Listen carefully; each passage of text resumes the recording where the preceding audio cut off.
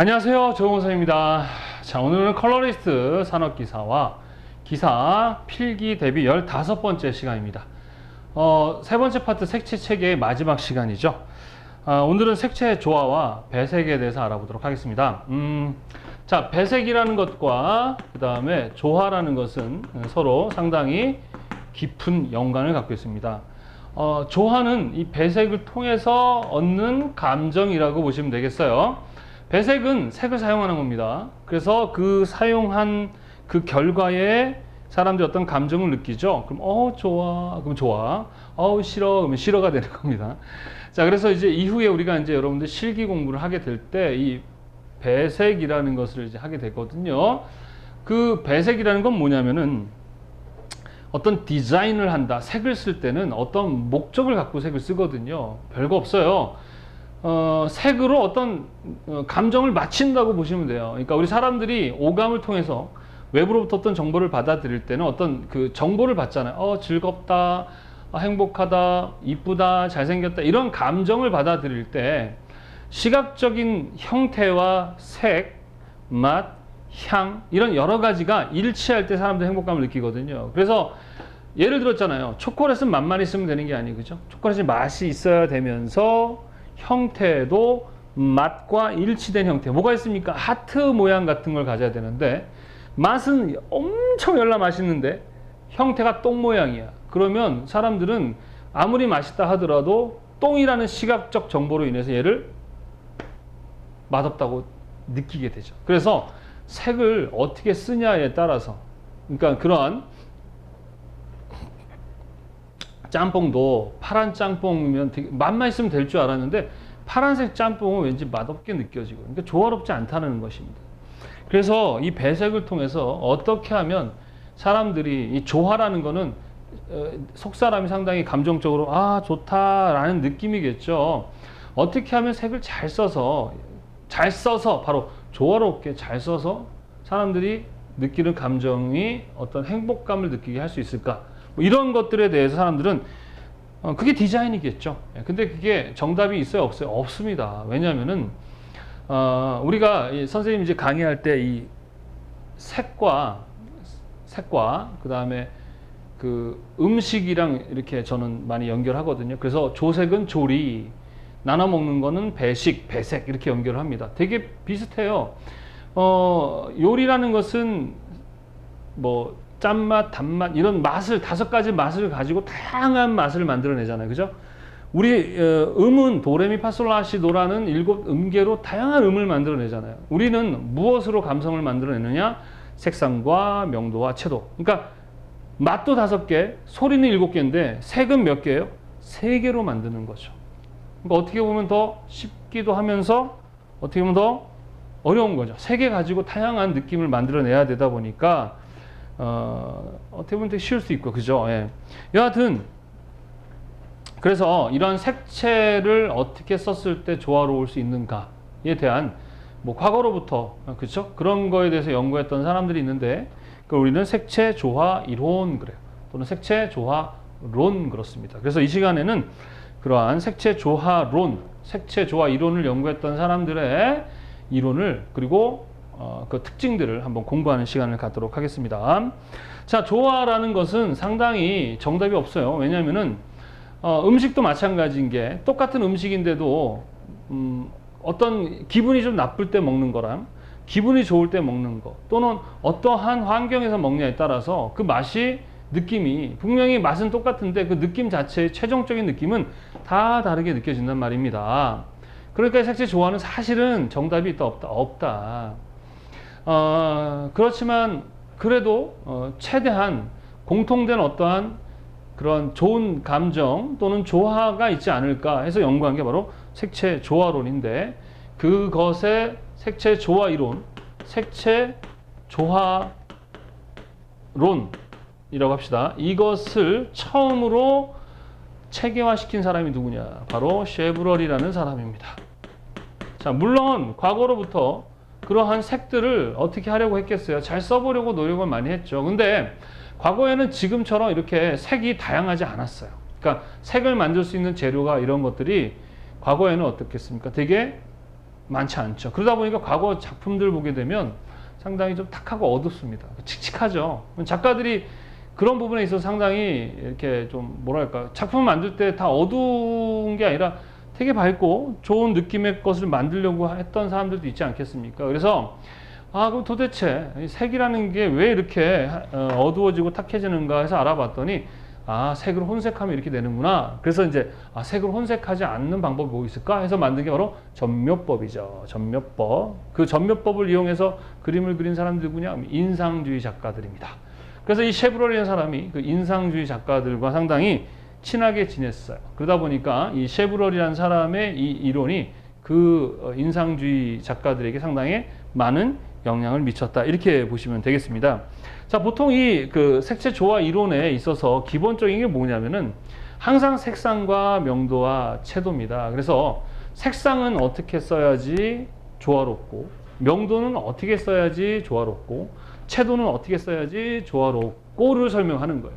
자, 보통 색상이라는 것은 R, Y, G, B, P. 우리나라에서는 이 5색을 쓰죠. 물론 노파빨라를 쓰기도 하지만 이 색을 기점으로 해서 얘를 주조색으로 했다면 그 옆에 있는 애들을 우리는 유사색이라고 합니다. 유사색이라는 건 뭐냐면 얘네 둘이 만났을 때 레드 퍼플이라든가 YR 같은 중간색이 나오는 걸 우리는 유사색. 그래서 보통 이 유사 색상들은 서로 좀 친밀하죠. 비슷한 느낌을 갖다 보니까 나름대로의 어떠한 통일된 그런 감정의 조화를 이룬다라는 것입니다. 자, 그 다음에 좀 색상의 거리가 좀 멀어지게 되면 그만큼 어떻게 되느냐 그러면 좀 대비가 많이 일어나다 보니까 상당히 좀 어떤 조화, 뭔가 다이나믹하고 동적이고 이러한 조화. 그러니까 조화라는 거는 보기가 좋은 것이 아니라 감정이 좋은 거예요. 감정이. 무슨 말인지 이해되십니까? 그래서 이렇게 유사할 때도 조화가 있고요. 또는 이렇게 거리가 멀게 되면 우리는 뭐가 많이 일어난다? 대비가. 그래서 유사조화 또는 대비조화 이런 말을 쓰게 됩니다. 그래서 가장 이 조화의 기본이 되는 유사조화라든가 대비조화 이런 것들에 대해서 이 셰브롤이라는 욕 같네요. 그죠? 셰브롤이라는 사람이 최초로, 그러니까 그 전에도 그런 개념은 있었어요. 근데 그걸 정리하고 체계화하고 현대의 색채 조화 이론의 시작이라고 할 수 있는 사람이 바로 이 셰브롤. 그래서 이 사람을 우리는 이 색채 조화 이론의 누구다라고 이야기한다? 선구자다. 그래서 제일 중요한 키워드 선구자. 처음 체계화시켰다. 요걸 잘 기억해 주시기 바랍니다. 그래서 이 사람이 이제 여러 가지를 이야기하고 있는데 네 가지 교재도 나오죠. 그죠? 동시 대비. 자, 그러니까 두 가지 색이 같이 대비를 이루게 함으로 인해서 조화를 만들 수 있다. 그런 거예요. 동시 대비. 첫 번째 뭐라고요? 동시 대비의 조화. 이거 계속 이게 다 똑같은 내용이에요. 근데 이런 것들의 개념을 이 셰브롤이라는 사람이 먼저 했다는 거죠. 그 다음에 도미넌트 컬러라는 거예요. 도미넌트 컬러의 조화. 이게 뭐냐면 도미넌트라는 의미는 뭐 쉽게 해서 주조색이라는 것이죠. 그러니까 뭔가 배색을 할 때는 주조가 되는 어떠한 명료한 목표가 있는 색을 기점으로 해서 쓰게 되면 상당히 어떤 감정에 대해서 조화를 이룰 수 있다. 그 다음에 이제 separation이라는 건 뭐예요? 분리하는 거죠. 분리하는 거. 이게 뭐냐면은 비슷한 색상, 명도, 채도의 색을 배색하게 되면 조금 지루하기도 하고 어떤 경쾌함과 뭐 이런 명료한 느낌이 없어요. 그럴 때 separation을 주게 되면 상당히 어떻습니까? 그 색이 조화가 상당히 일어난다. 뭐 이런 내용이에요. 이후에도 이 얘네들의 것이 그대로 적용이 되겠죠. 그 다음에 보색 배색이죠. 이거 다 보색 이제 대비가 많이 일어나다가 거의 마주보고 있으면 그때는 우리 뭐라고 합니까? 보색이라고 얘기합니다. 그래서 이러한 개념들에 대해서 이거 외에도 더 많겠죠. 우리가 이 셰브롤만 하나 연구해도 엄청난 많은 양일 겁니다. 그럼 이 정도만 우리는 알아두시면 돼요. 자, 두 번째는요, 저드라는 사람입니다. 이 저드와 셰브롤이 가장 이제 좀 선구자적 역할을 한 사람인데, 특히 저드라는 사람은 기본적인 4원칙에 대한 이야기를 하고 있습니다. 이 사람도 셰브롤과 비슷한 얘기를 하고 있어요. 첫 번째는 명료해야 된다. 첫 번째 뭐 해야 된다? 명료해야 된다. 명료성의 원리. 이거 시험 문제에 뭐라고 하면 모호성의 원리 이렇게 나와요. 그러니까 이거랑 명료를 다른 말로는 비모호성이라고 하거든. 비모호성. 근데 명료 또는 비모호성인데 모호성이라고 이렇게 내버려. 그러면 어설프게 공부한 친구들은 아 모호성 해가지고 아 이게 틀려 이러는데 아니죠. 비모호성입니다. 명료해야 된다. 여기서 뭐랑 비슷한 거죠? 도미넌트 컬러와 비슷하다고 생각하시면 되겠습니다. 두 번째는 친근성의 원리. 친근성. 사람들이 사용하는 색은 친근할수록 그거에 대해서 상당히 어떻게 해요? 친근함을 느끼기 때문에 상당히 조화를 이룰 수 있다. 그래서 우리들이 살아가는 어떤 자연의 색들이라든가 이런 많이 접하고 있는 색들에 대해서 상당히 친근함을 느끼고 그 친근한 색들이 뭘 이룬다? 색채 조화를 이룬다. 이렇게 친근성의 원리. 그 다음에 유사의 원리. 자, 유사의 원리. 유사한 색상, 명도, 채도를 사용할 경우 조화를 이룬다. 그 다음에 우리 얘기했던 질서의 원리. 색들이 어떠한 질서를 가질 때 뭐를 이룬다? 조화를 이룬다. 자, 조화라는 것은 보기 좋은 게 아니라 감각이 좋은 거라 그랬었습니다. 잘 기억하세요. 그러니까 어떠한 이런 거죠. 차갑다. 차갑다라는 색감이 색을 보고도 그 차가운 느낌이 느껴져야 돼요. 그럼 그게 조화로운 거예요. 보기 좋은 게 아니라고요. 보기 좋은 건 개인적인 어떤 느낌이잖아. 그러니까 전달을 해야 할 때 어떤 그 주제에 맞는 이미지를 어떻게 하면 사람들에게 강력하게 잘 전달할까가 좋아해요. 그래서 그 색들을 잘 조화롭게 요리해서 그 맛을 내는 거죠. 맵고 아주 그냥 매워 뒤질 것 같은, 죄송합니다. 매운 맛을 만들겠다라고 하면 그 재료들을 써서 어떻게 조화를 이루어서 그 맛을 만들어내는가. 그게 조화예요. 그러니까 색을 보기 좋은 게 조화가 그것도 포함되지만 내가 어떤 전달하고자 하는 감정이 있잖아요. 뭐 화려하다. 그러면 그 화려한 이미지를 어떻게 조화를 이루어서 색들을 조화를 이루어서 그 화려한 이미지가 확 느끼게 해줄까. 그게 좋아요. 그러려면 명료해야 하고 친근해야 하고 유사해야 하며 질서의 원리를 가져야 된다. 이렇게 누가 저드라는 사람이 네 가지 원칙을 이야기했는데 이거 시험 문제 아주 많이 출제되니까 외워두시기 바랍니다. 자, 기본적으로 여러분들이 그 키워드, 특히 쉐브럴은 이 선구자적인 역할, 기본적으로 우리가 이 유사나 대비에 관련한 그리고 이런 동시 도미넌트 세퍼레이션 보색과 같은 그 현대 개념의 어떤 색채를 잘 쓸 수 있는 방법에 대한 그런 방법에 대한 이론을 시작한 사람이 누구다? 쉐브럴이다. 그리고 기본적인 가장 많이 이 조화 이론에서 사람들이 쓰고 있는 네 가지 원칙을 이해한 사람이 저드다. 이렇게 보시면 되겠습니다. 요 두 사람이 이제 좀 약간 선구자적인 역할을 하는 거고 이 외에도 다양한 많은 사람들이 색채 조화 이론에 대한 이야기를 하고 있는데 우리가 그런 걸 다 이해하기는 좀 너무 많죠. 그래서 어떻게 해야 되느냐? 좀 특이한 사람들의 몇몇 그리고 시험에 자주 출제되고 있는 색채 조화 이론 학자들에 대한 뭐 그 몇 가지만 이해하시면 될 것 같아요. 자, 세 번째는 파버비렌입니다. 바보비렌 아니죠? 파버비렌이죠.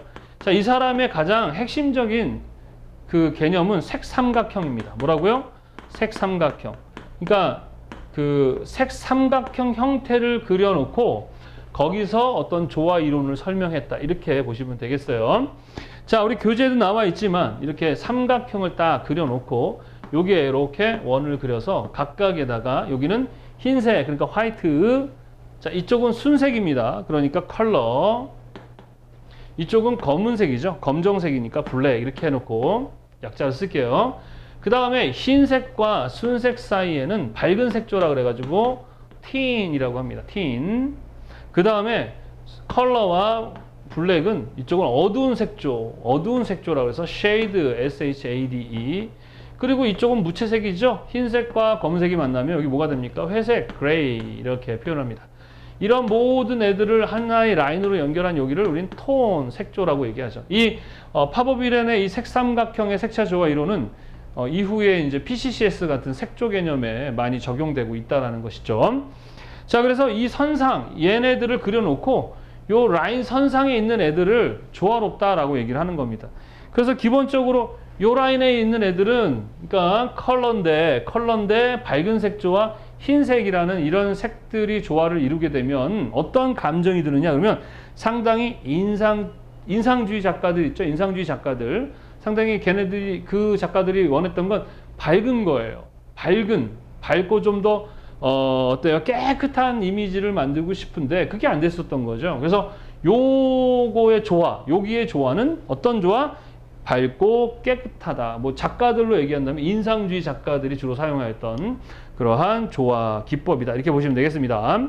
자, 그 다음에 요쪽은 이제 반대로 약간 어떻습니까? 좀 얘에 비해서 약간 진하고 깊고 딥한 그런 어떤 그 색이 풍부하고 좀 무게감이 있는 그런 거겠죠. 그래서 요거는 이제 우리 교재도 나와 있지만 시험 이제 렘브란트라는 사람의 그림 있죠. 그 사람의 어떤 그 색감과 비슷한 이러한 느낌이다. 이렇게 보시면 되겠습니다.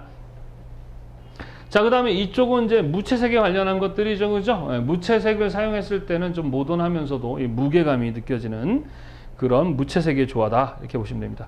조화라는 거는 보기 좋은 게 아니라고 계속 말씀드립니다. 그러니까 색을 배색을 할 때는 어떠한 목적을 갖고 하죠. 그러니까 뭐 달콤한이라는 어떤 감정을 느끼고 싶으면 색상은 난색, 명도는 고명도, 채도도 보통 고채도 얘네들을 쓰게 돼요. 그럼 걔네들을 어떻게 잘 조화롭게 하느냐에 따라서 그 조화된 감정을 느낀다는 것이죠. 무슨 말인지 이해되십니까? 예. 그래서 이런 라인상에 있는 애들, 그 다음에 또 요 라인, 이렇게 네 번째. 요 라인은 이제 레오나르도 다빈치의 음영 계열, 그러니까 음영감을 주는 그런 계열. 그래서 요 네 가지가 시험 문제 좀 많이 출제되고요. 보통은 요 라인, 요 라인, 요 라인, 그 다음에 요 라인, 그리고 요 라인, 얘네들, 이런 애들. 제가 이제 교재에 나와 있는데, 그 다음에 요 라인, 요 라인. 이렇게 라인 선상에 있는 애들의 색조와 색을 사용하게 되면 어떠한 조화를 만들 수 있다라는 것을 설명하고 있는 게 바로 색삼각형을 이용한 파버비렌의 색삼각형의 색채 조화 이론이다라는 거 잘 기억해 두시기 바랍니다. 자, 그 다음에 요하네스 이텐이라는 사람의 요하네스 이텐이라는 사람은 바우하우스라는 학교의 그 선생이었고요, 교사였고 또 색채 전문가입니다. 이 사람은 이제 어떤 특징을 갖냐면은 기하학적 형태와 색을 연구를 했던 그런 그 사람입니다. 그래서 주로 이 사람이 얘기했던 거는 뭐냐? 이색조화, 삼색조화, 사색조화, 오색조화, 육색조화 이렇게 얘기를 하는데 이게 뭐냐면은 색상을 가지고 설명을 합니다. 자, R, Y, G, B, P라는 이러한 색상환에서 일색조화, 단색조화죠, 단색조화, 일색조화, 이색조화는 이제 보색 대비입니다. 그래서 이렇게 서로 마주보고 있는 보색들이 서로 대비를 주게 되면 어떤 조화? 보색 대비로 인해서 조화를 가진다. 그래서 보통 이런 것은 상당히 다이나믹하고 동적인 느낌의 그런 배색을 하겠죠. 자, 그 다음에 삼색조화라는 것은 뭐냐면 이 안에 이렇게 삼각형의 형태를 그렸을 때 걸쳐져 있는 색들을 서로 질서와 규칙을 갖겠죠. 등간격이라는 걸 갖잖아요. 그죠? 같은 등간격을 비슷하게 갖게 되면 그것도 색채 조화를 이룬다. 그 다음에 사색조화라는 건 뭐겠어요? 정사각형을 그리겠죠. 이 안에다가 사각형을 그렸을 때 이렇게 만나는 점들에 있는 색들이 조화를 이룬다. 그 다음에 오색조화라는 건 뭐냐면요. 일단은 기본적으로 삼색조화였던 삼각형에 검은색과 흰색의 무채색을 쓰게 되면 조화롭다 이거나 5등분을 했을 때 조화롭다 그런 얘기고요. 육색조화는 아까 사각형 형태 플러스 무채색을 사용하면 조화롭다. 이게 육색조화입니다. 또는 육각형, 6등분을 하는 그런 것도 조화롭다. 이런 설명을 하고 있는 거죠. 자, 이런 것들은 기본적으로 뭐 100% 맞느냐? 뭐 그거는 아니고요. 이론이죠. 예. 맞는 부분도 있고 맞지 않는 부분도 있어요. 그래서 이런 사람들이 이렇게 했더라라는 거지. 여러분들 그 배색 시험 볼 때 보면 뭐 요하네스 이틴의 삼색 배색 그쵸? 삼색 배색 그러니까 이런 거예요. 뭐 파버비렌의 색삼각형에서의 뭐 화이트, 밝은 틴, 그 다음에 컬러 배색에서 볼 수 있는 밝고 깨끗한 이미지 조화, 그죠? 이미지의 배색을 위하여 뭐 이런 식으로 설명하는 거로 갖다 쓸 수는 있어요. 그런데 막 절대적인 건 아니다라는 거 잘 기억해 두시기 바랍니다.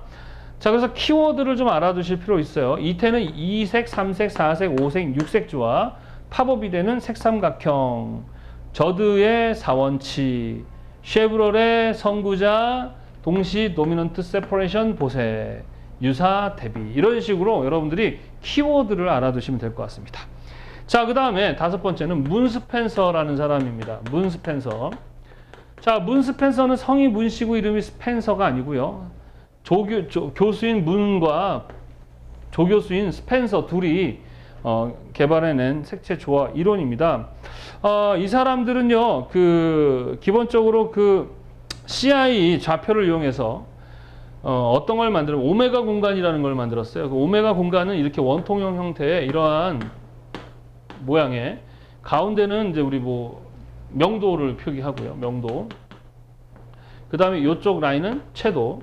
얘는 뭐야? 색상. 이런 식으로 우리 먼세 표색계 색입체랑 비슷한 이런 형태를 가지고 이 안에다가 나름대로의 조화와 부조화의 어떤 영역을 선정하고 그것을 수치화시켜서 그러니까 공식화시켜서 그걸 계산하는 그런 과학적이고 수치적인 방법을 통해서 색채 조화 이론을 설명하려고 노력을 했지만 이거에 대한 내용들을 더 설명을 깊게 하면은 이것만 가지고도 엄청난 양의 우리가 강의를 할 수 있겠죠. 자, 여하튼 그게 제일 중요합니다. 이제 수치를 이용한 뭐예요? 공식화시켰다. 공식화. 객관화시키려고 노력을 했다. 근데 색채 조화라는 게 상당히 그러니까 너나 나나 똑같은 감정을 갖기 사실 어려운 건데 어쨌든 이러한 수치 공식화. 그래서 이러한 형태를 가지고 설명하는 이 공간을 뭐라고 한다? 오메가 공간이다라고 합니다. 우리 색입체 같은 역할을 하는 거라고 생각하시면 돼요. 이 사람들이 이렇게 만들어 놓은 거니까 그냥 그런가 보다 하시면 됩니다. 그래서 조화와 부조화라는 것을 설명을 하는데 조화라는 것은 미적 가치가 있냐 없냐를 가지고 미적 가치가 있으면 조화, 미적 가치가 없으면 부조화, 이런 식으로 설명을 합니다. 조화의 이론, 우리 조화 이론 얘기했었죠. 마찬가지 이 사람도 보면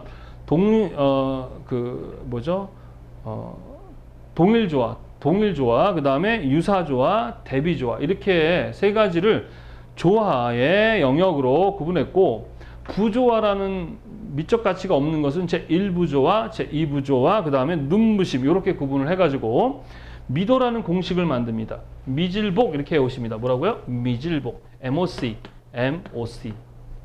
미질복, 미질복, 이렇게 해오시고 는 짝대기, 이렇게 하시면 됩니다. 미도라는 것은 질서성의 요소와 복잡성의 요소를 구해서 질서성의 요소를 복잡성의 요소로 나눠줬을 때 기본을 0.5로 했을 때 0.5 이상이 넘어가면 어떤 감정의 조화가 있다고 보는 것이고, 그러니까 우리가 이제 목표를 가지고 할 거 아니에요. 그래서 화려하다, 이런 식으로 화려하다, 이렇게. 그래서 걔네들의 화려한 색을 이제 썼어. 그럼 그 색들을 가지고 이러한 공식에 넣어가지고 계산했더니 0.5가 이상 넘어가다 그러면 어느 정도 맞는 거죠. 그런데 6.5 이상 넘어갔을 때가 좀 명랑하고 쾌활한 느낌이고요. 좀 3.5 이하일 땐 좀 이렇게 이렇게 친근한 느낌, 그런 느낌이랍니다. 하여튼 그래요. 이런 식으로 한 겁니다. 그럼 질서성의 요소는 기본적으로 색의 삼속성의 어떠한 서로의 조화, 통일조화, 그 다음 눈부심, 일부조화, 유사조화, 이부조화, 대비조화, 이런 것들의 해당 여부를 계산하고, 그 다음에 복합성의 요소라는 것은 색상, 명도, 채도의 각각의 색의 조합수, 색상차, 색수, 이런 것들을 계산해서 나온 값으로 나눴을 때 나온 게 0.5 이상이면 조화롭다, 그렇지 않으면 조화롭지 않다, 이런 식의 배색인데, 하여튼 이 개념을 이해하시면 되겠습니다. 그래서 교재에도 나오지만 우리 오메가 공간을 기점으로 해서 보면은 대비, 유사, 일부조화, 이부조화 이렇게 그림되어 있죠. 그래서 그 영역에 각도의 값이 정해져 있어서 그 안에 들어가면 조화롭지 않다, 이런 걸 설명한 겁니다. 그 정도만 이해하시고 넘어가시면 될 것 같아요. 자, 가장 중요한 시험 문제에 가장 많이 출제되는 사람들은 요 5명이다. 이렇게 보시면 되겠습니다. 이 외에 이제 가끔 기사가 출제되는 게 이제 루드의 색채 조화론이거든요. 루드라는 사람은 뭐 그냥 자연의 어떠한 그 자연계의 색을 이용해서 색채 조화를 설명했다. 뭐 이렇게 설명을 하시면 될 것 같고요. 그 외에 뭐 아른하임이라는 사람도 있어요. 아른하임. 뭐 중요한 사람은 아닌데 기사에서 혹시 나올까봐 루드도 있고 그 다음에 아른하임도 있습니다. 그래서 루드는 자연계의 색을 가지고 조화를 설명했고 아른하임은 음을 가지고 음악 소리 음악에 비유해서 그래서 음악도 보면 화음이 잘 맞아야 조화롭잖아요. 그래서 화음과 불협화음 이런 음악을 가지고 설명한 사람이 아른하임이다. 뭐 이 정도만 이해하시면 될 것 같아요. 뭐 이렇게 이 사람 둘은 그냥 기사 때문에 얘기한 거고요. 나머진 요 5사람만 좀 이해하시고 암기하시면 되겠습니다. 이거를 뭐 한 사람만 사실 제대로 공부하면 할 게 많지만 우리는 뭐 거기까지는 할 필요 없고 그냥 대표적인 키워드만 아시면 돼요. 쉐브롤은 색채 조화론의 선구자다. 기본적인 현대 색채 조화 이론의 개념들을 정리를 했다. 그래서 뭐 동시, 도미넌트, 세퍼레이션, 보색, 유사, 대비 이런 것들 다 조화하는 데 있어서 아주 중요한 배색 기법들이다. 저드는 4가지 명료, 친근, 유사, 질서 이런 것들을 활용해서 조화를 이룰 수 있다. 파버비렌도 마찬가지 색 삼각형을 가지고 설명했다. 이태는 이색 조화, 삼색 조화, 사색 조화, 기하학적 형태와의 어떤 연결을 통해서 설명했다. 문 스펜서는 미도라는 그러한 수를 이용해서 공식화시켜서 색채 조화 이론을 이야기했다. 뭐 오메가 공간 뭐 이런 단어들이 나오면 문 스펜서 이렇게 많이 나옵니다. 그 중에 루드라는 사람과 아른하임은 이제 기사에서 나오는데 아른하임은 음악의 화음과 불협화음, 루드는 자연계의 어떤 색을 가지고 조화 이론을 이야기했다. 이런 것입니다. 자, 조화와 배색이라는 거. 자, 배색을 통해서 조화를 이루는 것인데 색을 쓴다는 것은 뭐냐면 다른 감각을 맞추는 거예요. 이거 되게 나중에 이제 여러분 저랑 이제 실기 배울 때 배색, 감성 배색, 색채 계획할 때 되게 중요한 건데 색의 역할은 배색을 통해서 어떤 감정을 만들고 그거 만들어내는 그것이 조화예요. 초콜릿은 하트 모양을 맛있게 느끼듯이 짬뽕도 빨간색이어야 맛있게 느껴진단 말이에요. 그러면은 빨간색만 쓰는 게 아니라 그 안에 어떤 색들을 조화롭게 넣어서 이 짬뽕 맛이 맛있게 느껴지게 하는 방법이 뭐지가 좋아요. 그런 방법들이 유사 쓰냐 대비 쓰냐 그게 바로 또 그 배색 방법이고요. 무슨 말인지 아시겠죠? 이래서 이제 우리 학생들 중에는 그 필기를 나중에 먼저 실기부터 공부하시는 분들이 있어요. 실기부터 공부하고 나서 다시 필기 공부하는 분들이 계시는데 그런 분들은 상당히 필기가 되게 쉽게 이렇게 하고 더 알아진다고 하더라고요. 그래서 필기도 마찬가지. 필기 공부를 좀 대충 한 사람과 필기 공부를 제대로 한 사람의 차이는 뭐냐? 나중에 실기 공부할 때 훨씬 더 실기를 잘 받아들여요. 이 내용들이 나중에 배색할 때도 엄청 많이 사용되는 내용들이기 때문에 그냥 암기 과목이니까 암기했다가 나중에 합격하면은 다 까먹는 그런 거 아닙니다. 아셨죠?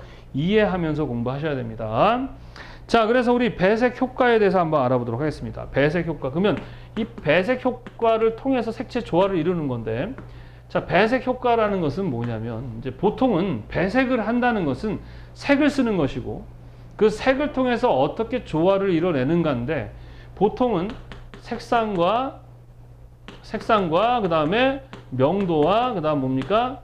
채도를 가지고 배색을 하게 됩니다. 그죠? 이걸 삼속성이라고 하는데 각각마다 맛을 갖고 있어요. 그러니까 그러니까 음식을 먹으면 단맛, 짠맛이 나듯이 색상도 그러한 맛이 나잖아요. 그래서 우리는 그걸 연상이라고 했잖아요. 연상은 그래서 부정적 연상, 긍정적 연상, 추상적 연상, 실질 영상 이런 게 있었잖아요. 그죠? 그래서 빨간색을 보면서 사랑을 느끼는 것, 그게 맛을 느끼는 거거든요. 또 빨간 걸 보면서 피, 아 하고 죽음을 느끼는 것, 이런 것들이 다 맛이에요. 색이 가지고 있는 맛이죠. 바나나를 먹으면 담백하고 달고 뭐 이런 맛이 느껴지듯이 색들도 그런 맛을 갖고 있단 말이에요. 그래서 색상도 맛을 갖고 있고 명도도 맛을 갖고 있고 채도도 갖고 있는데 우리는 이거를 연상된다라고 합니다. 그래서 색상과 명도와 채도를 조절해서 맛을 만들어내는 건데 그걸 배색이라 그래요. 예를 한번 들어볼까요? 사랑 그러면 어떤 색상이 연상되죠? 어떤 맛이 나죠? 그쵸? 빨강이 연상됩니다. 그러면 빨강도 1알부터 10알까지 이렇게 다양한 맛이 또 있어요. 그럼 사랑에서도 다양한 또 다른 사랑이 있죠. 예를 들어서 아주 귀여운 사랑 그러면 뭐예요? 귀여운 사랑. 이제 풋사랑 있잖아요. 이제 젊은 애들이 아니면 뭐 초등학교 뭐 중학교 애들 있잖아요. 이런 애들이 사랑하는 그런 아주 귀여운 사랑 그러면 1알일까요? 10알일까요? 그러면 1알과 10알의 개념 배웠잖아. 1알은 퍼플이 아른거리는 빨강이고 10알은 옐로가 아른거리죠. 그럼 어떤 빨강이 좀 더 어울리겠어? 그렇죠. 10알. 10알 쪽. 그러니까 7, 8, 9, 10알에서 여러분들이 그러한 사랑을 어떻게 쓰려면 그걸 만들어내요. 조화를 만들려면 어떻게 해야 돼요? 10알을 쓰는 거죠. 무슨 말인지 아시겠습니까? 10알을 쓰죠. 그러면 뭐 1알은 뭐야? 좀 뭐 어덜트한 사랑 있잖아. 고급스러운 사랑 막. 사랑해. 이런 느낌이고 10알은 사랑해. 이런 느낌이잖아요. 무슨 말인지 아시겠어요? 그 다음 명도는 밝고 어둡고 가볍고 무거운 느낌을 또 그 색상에서 줄 수 있어요. 예를 들어서 사랑은 사랑인데 흰색. 자, 명도는 흰색, 회색, 검은색이 눈으로 보이는 애지. 우리가 알고 있는 빛의 밝기 아닙니다. 이런 것들을 알아야 실기를 할 수 있어. 정말 제가 실기 공부하면서 답답한 게 뭐냐면 그냥 조색을 해요. 왜 조색하는지도 몰라요. 그냥 조색을 하는 거죠. 그렇게 하면 안 됩니다. 색상과 명도, 채도의 맛과 속성을 이해하고 그것들을 분석하는 훈련이 조색이에요. 자, 그래서 명도는 밝고 어두운 거죠. 그럼 흰색에서의 빨강은 뭐예요? 어떤 맛이 들죠? 순수하고 첫사랑, 깨끗한 사랑. 자, 검은색으로 가면 어떻게 돼요? 뭔가 비극적이고 우울하고 암울한 사랑. 그죠?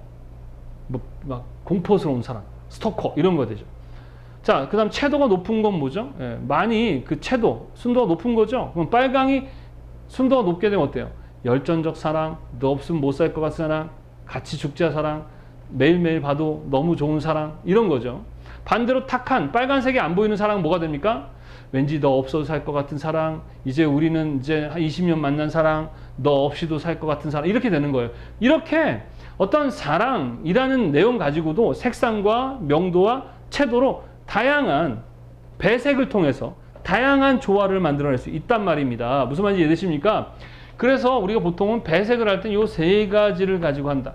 특히 명도와 채도를 합쳐서 우리 뭐라고 한다? 색조 또는 뭐라고 한다? 톤이라고 한다 라고 했었죠. 그래서 색상을 이용하고 색조를 이용해서 다양한 배색 방법이 있다는 것이죠. 자, 그러면 보통 우리가 이제 색상을 가지고 하는 것이 뭐냐면 얘네들을 하는 방법이 이거예요. 자, 보통 색상은 동일 색상, 그 다음에 유사 색상, 그 다음에 반대 색상, 이렇게 세 가지로 나누고요.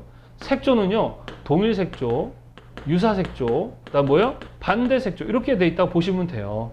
이제 나중에 실기 볼 때 우리 삼속성 테스트 할 때 아주 중요한 내용입니다. 그래서 동일, 유사, 반대죠. 색상으로 얘기한다면 이렇게 R, Y, G, B, P 있을 때 옆에 있는 애들이 유사, 얘는 동일, 반대, 이렇게 되어 있다. 색조로 본다면 명도, 채도, 옆에 있는 애들이 유사, 반대는 반대, 그 다음에 하나는 동일, 이런 식으로 생각하면 돼요. 그래서 얘네들을 가지고 다양한 조화를 만들어낼 수 있어요. 다양한 느낌을 만들 수 있습니다. 그런데 보통 색상이 동일할 때는 어때요? 아주 통일감이 들죠. 따뜻하다, 차갑다, 즐겁다, 행복하다를 아주 강한 느낌으로 줄 수 있는 배색 기법이죠. 예, 동일한 색상을 쓰게 되면 그런 동일한 느낌의 이미지를 만들어내는, 아셨습니까? 그 다음에 유사라는 것은 동일보다는 조금 어때요? 좀 강한 느낌은 아니지만 그래도 비슷한 뭔가 이렇게 도와주는 역할을 할 수 있겠죠. 그죠? 그 다음에 반대라는 것은 상당히 대비가 크게 일어나기 때문에 상당히 동적인 이미지를 많이 만들어낸다. 이렇게 보시면 되겠습니다. 그렇게 해서 조절을 하시는 거예요. 자, 그 다음에 색조도 마찬가지입니다. 명도차를, 자, 흰색과 검은색의 차를 크게 두면 그 느낌이 많이 대비가 일어난다라는 거예요. 그래서 동적이고 다이나믹한 느낌이 나고, 그 다음에 채도도 마찬가지다. 이렇게 보시면 되겠습니다. 그래서 이런 식으로 차를 두거나 이런 방법을 통해서 동일, 유사, 반대를 이용해서 배색을 해서 거기서 느껴지는 감정을 만들어낼 수 있다. 그래서 상당히 같은 통일된 감정은 동일이고요. 그 다음에 뭔가 협조적이고 온화하고 한 것들은 유사하고요. 다이나믹하고 액티브하고 이 강한 느낌이 나는 것은 대비다. 색상, 명도, 채도 다 그렇다. 이렇게 보시면 돼요. 자, 그래서 이 색을 배색한다는 건 얘를 가지고 할 때 보통 세 가지를 하는데, 하나는 주조색이라는 게 있고, 하나는 뭐가 있습니까? 보조색, 그 다음에 하나는 강조색이라는 게 있어요. 자, 주조색이라는 것은 우리가 음식으로 얘기하면 주맛이에요. 주맛. 자, 예를 들어서 오늘의 컨셉은 딸기 주스야. 딸기 주스 만들어봐 그랬어요. 그럼 이 안에는 뭐가 들어가야 되죠? 딸기가 들어갑니다. 주조 맛은 누구야? 딸기가 되는 거죠. 그래서 딸기를 갈았습니다. 100% 갈았더니 먹을만 하네. 그러면 먹으시면 돼요, 그냥. 근데 보통 딸기 맛을 가지려면 75% 정도의 면적이죠. 근데 이 음식에서는 양이죠. 우리는 색이기 때문에 보통 양의 개념은 아니에요. 그래서 현색계는 물리적 혼색이 아니라 했었죠. 그죠? 뭐야? 시감각 보고 느끼는 거기 때문에 면적으로 봅니다. 그러니까 얼만큼 면적을 갖느냐가 그 느낌의 뭐예요? 그 주가 되겠죠. 딸기도 만약에 여기에 20%만 들어있고 물이 들어있다면 그건 딸기 주스가 아니죠. 물딸기죠. 그래서 얘는 양이지만 우리는 면적이에요. 그래서 75% 이상의 그러면 100%까지도 가능하다는 얘기지. 또 75%라고 하면 또 우리 학생들은 또 75%를 너무 74%면 안 돼요. 이러는데 그게 아니라 전체적인 그 주한 어떤 감각 있잖아. 차갑다, 따뜻하다 이런 딸기 맛 같은 그 느낌을 가지려면 75% 정도의 면적, 얘는 75% 이상의 양을 가져야 된다는 얘기예요. 그래서 주조색을 가지고 배색을 하고 맛을 만들어내게 되면 먹을만 하면 그냥 100% 다 주조색 하면 되는데, 딸기가 약간 뻑뻑하네. 그래가지고 여기다가 25%의 물을 넣었어요. 그럼 얘는 75%죠. 그러면 이거는 물딸기입니까? 딸기물입니까? 그렇죠. 여전히 아직도 딸기가 지분을 많이 갖고 있기 때문에 이건 딸기 주스죠. 그러니까 이렇게 먹어보면 딸기 주스가 더 맛있어지는 거예요. 그래서 보조예요. 보조는 25% 이내요. 이거 넘어가지 않습니다. 넘어가 버리면 그때는 이 안에 의미를 가져버리게 돼요. 그죠? 근데 보조색은요, 의미를 가지면 안 됩니다. 주조색이 의미를 갖는 것이고, 보조는 주조를 돕는 역할만 하시는 거예요. 딸기 주스 안에다가 25%에다가 파인애플을 넣어버리면 이건 딸기 주스 아니죠. 뭐가 됩니까? 파인 주스죠. 그래서 보통은 주조색과 비슷한 색상이나 색조 또는 무채색 등을 사용해서 보조색을 많이 사용합니다. 자, 강조색. 자, 이렇게 만들었더니 좀 쉬어, 딸기가. 그래서 5%의 설탕을 넣었어요. 좀 단맛을 넣었어요. 그러면 딸기 주스예요? 설탕물이에요? 여전히 딸기 주스죠. 왜 5%야? 너무 강하니까. 이 설탕을 20% 넣어버리면 이건 딸기 맛 다 없어져 버립니다. 그래서 얘는 5% 이내에서 작업을 하게 됐죠. 그래서 강조색이라는 건 뭐냐면 주조색에 대해서 강조색이 얘가 잘난 게 아니에요. 얘네 둘은 다 누구를? 주조색을 돋보이게 해주는데 목적이 있지 자기들의 의미를 가지면 안 됩니다. 그래서 시험 문제에는 이 주조, 보조, 강조, 이 영역, 면적을 갖는 색을 배색할 때 갖는 그 면적에 따라서 주조, 보조, 강조, 배색의 면적 이렇게 나눠서 주조, 보조, 강조다라고 한다는 것에 대해서 이해하시고 시험 문제에도 그 퍼센트가 나옵니다. 자, 이해하셨습니까? 네. 그리고 이 배색을 할 때 다양한 배색 방법들이 있는데 우리 색채 조화 이론에서도 배웠었죠. 똑같아요. 색채 조화라는 것이 배색을 통해 이루어지는 겁니다. 그럼 배색할 때 여러 가지 어떤 느낌을 만들어내는 거거든요. 배색은 요리하는 거잖아. 그러니까 느낌을 만들어내는 거예요. 그러니까 색을 가지고 여러분 이거 되게 쉬운 거예요. 이것만 이해하면 사실 되게 쉬워요. 조색은 왜 하니? 색상, 명도, 채도를 분석하는 거예요. 색은 하나인데 그 안에 있는 색상, 명도, 채도의 그 맛을 분석하는 거죠. 좋은 요리사가 되려면 식재료에 대한 이해가 필요해요. 그 식재료, 똑같은 고추라도 그 고추가 갖고 있는 그 느낌이 달라. 하나는 정말 찢어지게 매운 거, 하나는 약간 시원한 맛, 하나는 덜 매운맛, 이런 식의 식재료 이해를 해야 내가 어떤 맛을 만들 때 걔네들을 갖다 쓸 수 있는 것처럼 우리도 색상, 명도, 채도 가지고 요리하거든요. 그러니까 어떤 감정을 만들어내거든요. 그러려면 색상, 명도, 채도가 갖고 있는 그 속성, 맛에 대한, 식재료에 대한, 우리는 색재료에 대한 이해를 하고 있어야 되는 거예요. 어렵죠? 요게 이해가 돼야 여러분들이 이제 실기 시험을 준비할 수 있게 되는 겁니다. 그래서 그걸 가지고 이제 사용하는 걸 우리는 배색이라고 하는 건데, 여러 가지 배색 기법이 있는데, 첫 번째가 separation. 우리 했었죠? separation. 배색 기법이 있습니다.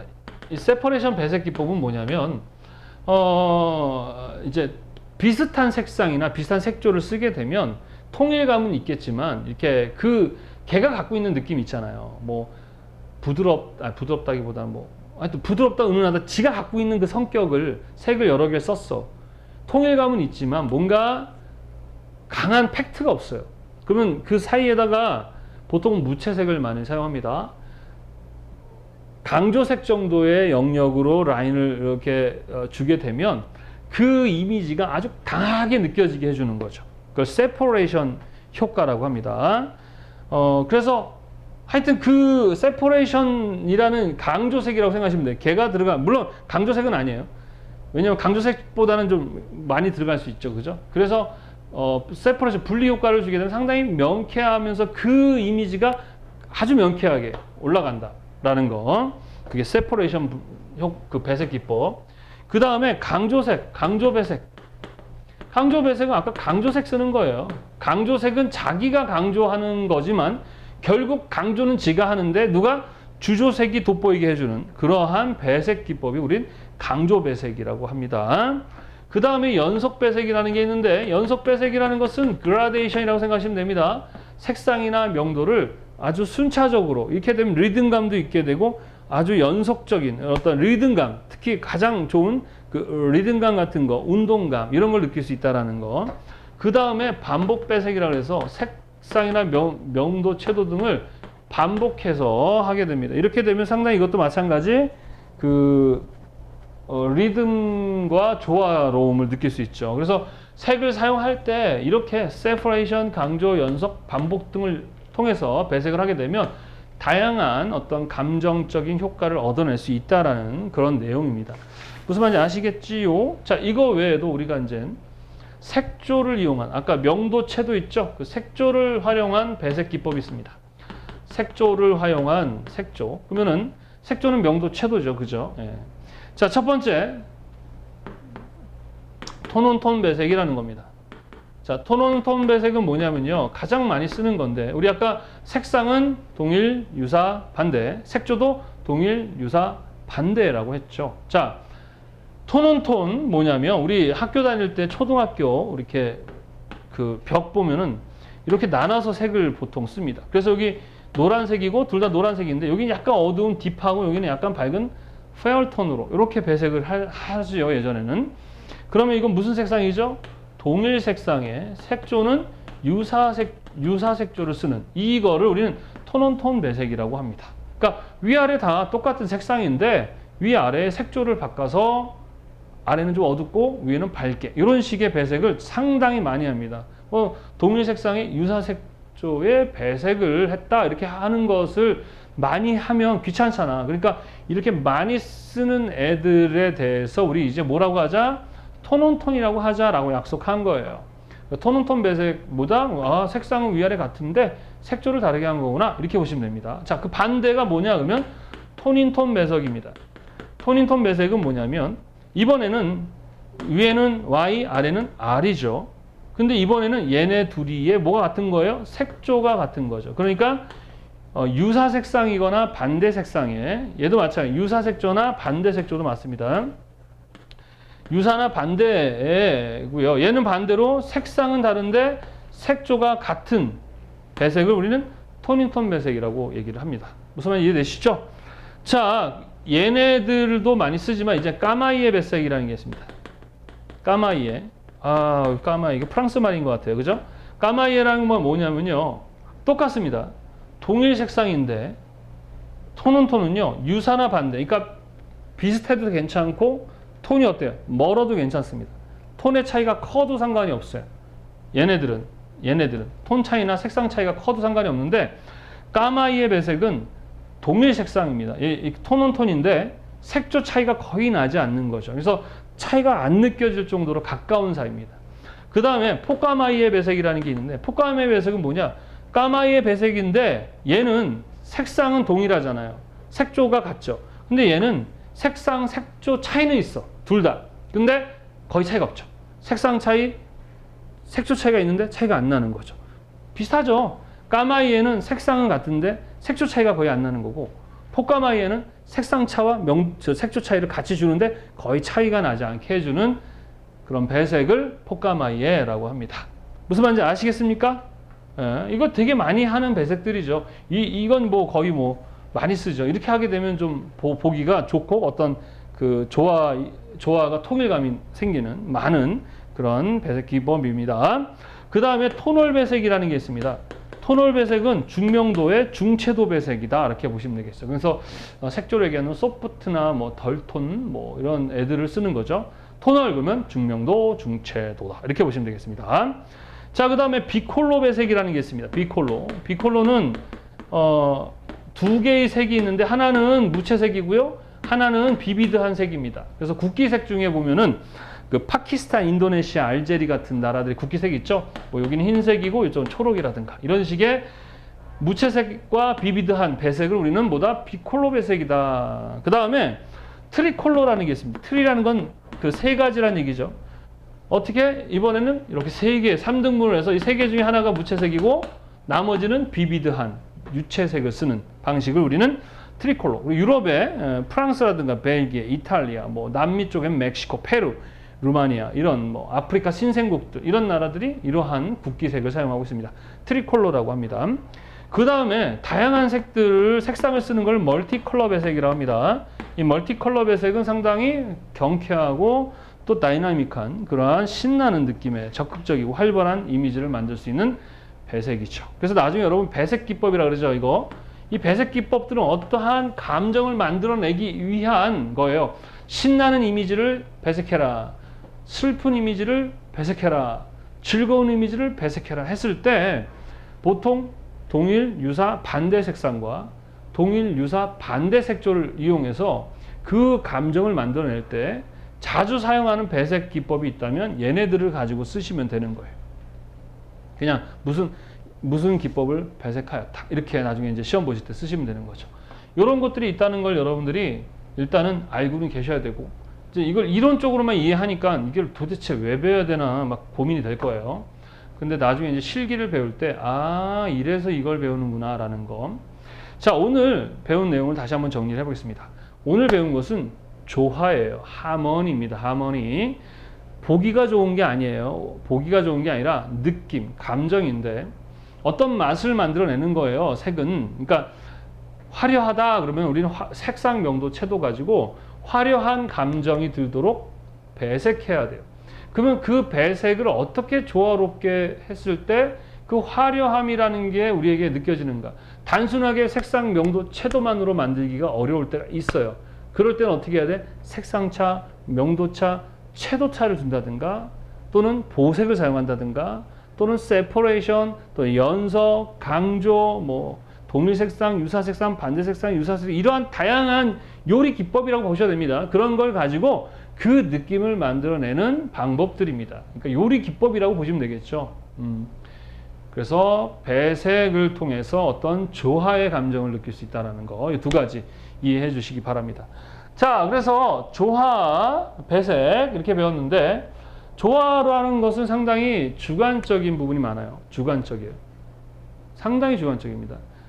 어떤 상황과 또 그 사회, 문화, 어떤 심리 상태 이거에 따라서 사람들은 그 느낌을 다르게 가질 수 있다고 했었죠. 그래서 그런 것들 좀 객관화시키기 위해서 했던 것들이 색채 조화 이론이다 이렇게 보시면 되겠고, 셰브럴, 저드라는 사람들은 이제 선구자적이고 기본을 가졌던 사람이고, 뭐 색삼각형부터 해서 그죠? 파버비렌, 그 다음에 이텐, 이색, 삼색, 사색, 오색, 그 다음에 뭐 문스펜서 이런 사람들이 색채 조화 이론에 대한 그 이론을 발표한 사람들이고, 그리고 이제 배색은 색상 명도 채도, 명도 채도 색조 이용하는 방법, 색상차와 명도차와 채도차를 두어서 하는 방법 등이 있다 이렇게 보시면 되겠습니다. 아셨죠? 자, 저도 사람이다 보니까 이 컨디션이 있어요. 그러니까 강의를 할 때 상황에 따라서 좀 실수도 좀 하고 하는데, 앞전에 우리 색채체계 강의를 보니까 선생님 미쳤나 봐요. 좀 실수를 한 게 있더라고요. 그래서 좀 그걸 교정하겠습니다. 우리 표색계, 색을 표현하는 체계 두 가지, 현색계와 혼색계가 있다 했었죠. 선생님 현색계의 종류가 뭐가 되어 있습니까? 먼셀 표색계, 그 다음에 NCS, 그 다음 PCCS, 그 다음 DIN 하고 하나가 RAN이라고 했죠. 선생님 이 DIN을 보고 한 것 같아요.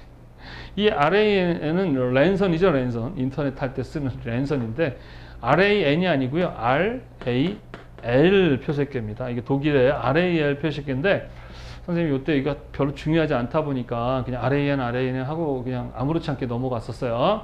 틀린 겁니다. 교재에도 나와 있지만 RAL 표색계입니다. 잘 기억해 두시고, 자꾸 이렇게 실수를 해서 죄송합니다. 이후에도 제가 좀 그런 문제가 발생하면 여러분들 좀 이야기 좀 해주십시오. 아셨죠? 그냥 넘어가시면 안 됩니다. 자, 이렇게 해서 오늘 색채 체계 마지막 시간이었습니다. 항상 파트가 끝나고 나면 우리 교재에 나와 있는 핵심 요약 정리 및 체크리스트를 풀어 보셔야 됩니다. 1차적으로 먼저 강의 끝나면 암기해야 되겠죠, 그죠? 암기를 하고, 그리고 한 파트가 끝나면 체크리스트. 사람이라는 게 망각의 동물입니다. 들을 때는 이해가 되는데 또 외웠는데 까먹죠. 그래서 체크리스트를 풀어가면서 내가 얼만큼 지금 이해하고 있고 암기하고 있는가를 보고, 부족한 건 또 체크해 나가야 됩니다. 이후에 이제 색채 관리, 다음 시간부터는 색채 관리를 배울 텐데 더 어렵습니다. 양도 많아요. 점점 배울 게 많아지게 되는데, 앞부분도 이제 여기까지가 이제 그나마 쉬운 파트입니다. 근데 여기서도 여러분들이 애우지 않고 그냥 해버리면 이후에 너무 양이 많아지기 때문에 밀리지 마시고 그때그때 좀 그날 해결하고 넘어가시기 바랍니다. 자, 이제 중간 정도 와 있어요. 이때는 집중력도 많이 떨어지고 또 이 열정도 많이 식는 타이밍이에요. 게다가 또 점점 어려워지고 있다 보니까 포기하고 싶다 이런 마음이 들 텐데 괜찮아요. 뭐 계속 말씀드리지만 60점입니다. 60점이라는 것은 목숨 걸고 피 터지게 코피 터지게 하는 공부가 아니에요. 기본적인 강의만 듣고 기출 문제만 잘 푸셔도 합격이 가능한 그런 시험이라는 거 아시고요. 최선을 다해서 포기하지 마시고 노력해 주시기 바랍니다. 자, 재미없는 강의 듣느라 고생 많이 하셨고요. 다음 시간에 우리 이제 색채 관리, 좀 어려운 파트인데 건강한 모습으로 뵙도록 하겠습니다. 수고하셨습니다. 감사합니다.